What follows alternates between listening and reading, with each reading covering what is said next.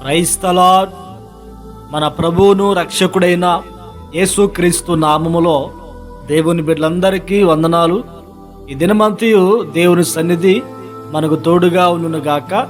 ఈ దినపు యేసయ్య జీవపు మాట యెషయా గ్రంథం 59వ అధ్యాయము 1వ వాక్యాన్ని చదువుకుందాము. రక్షింపనేరకయుండునట్లు యెహోవా హస్తము కురచ కాలేదు. ప్రియా దేవుని బిడ్డలారా, మన దేవుడు రక్షించే దేవుడు.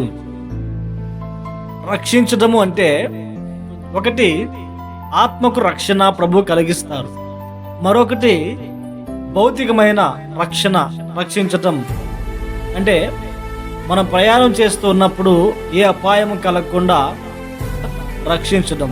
ప్రియ దేవుని బిడ్డలారా, మన ఆత్మకు రక్షణ ప్రభు కలిగించి ఉన్నారు. అయితే ఈ లోకంలో భౌతికమైన రక్షణ మరి మనకు అవసరమే ఉన్నది.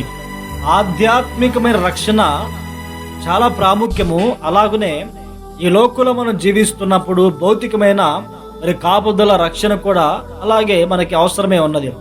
చాలా మంది ప్రార్థన చేస్తూ ఉంటారు, ప్రభువా మేము ఆపదల్లో ఉన్నాము రక్షించుము, ప్రాణాపాయంలో ఉన్నాము రక్షించుము అని దేవునికి ప్రార్థన చేస్తూ ఉంటాం. అయితే దేవుడు ఆయన రక్షింప నేరక ఉండునట్లు ఆయన హస్తము కొరచకాలేదు. అంటే మనల్ని ఆయన రక్షించాలనే కోరుకునే దేవుడు. ప్రియా దేవుని బిడ్డలారా, ఒక సందర్భంలో భక్తుడైన యోనా చేప కడుపులో ఉండి దేవునికి ప్రార్థన చేస్తాడు, అయ్యా నా తల చుట్టూ నాసు చుట్టుకొని ఉన్నది, ప్రాణాంతం నన్ను కమ్మి ఉన్నది, ప్రాణం పోయే పరిస్థితి నేను ఉన్నాను అన్నట్లుగా యోనా భక్తుడు ప్రార్థన చేస్తాడు. దేవుడు అక్కడ యోనా ప్రార్థన విని యోనాను దేవుడు రక్షిస్తాడు. అలాగనే పేతురు కూడా నీళ్ళల్లో మునిగిపోతూ ఉన్నప్పుడు నన్ను రక్షించమని కేకలు వేస్తాడు. అప్పుడు యేసుక్రీస్తు పేతురుని రక్షిస్తారు. మనం ఇబ్బందుల్లో ఉన్నప్పుడు, మనం ఇరుకులో ఉన్నప్పుడు, మనం కష్టంలో ఉన్నప్పుడు, మనము ప్రాణాపాయ స్థితిలో పడిపోయి ఉన్నప్పుడు ఆయనకు ప్రార్థన చేయగలిగితే నిశ్చయముగా దేవుడు మనల్ని రక్షించుటకు సమర్థుడు, శక్తిగల దేవుడే ఉన్నాడు. కానీ కొందరు జీవితంలో దేవుడు రక్షించలేకపోతున్నారు.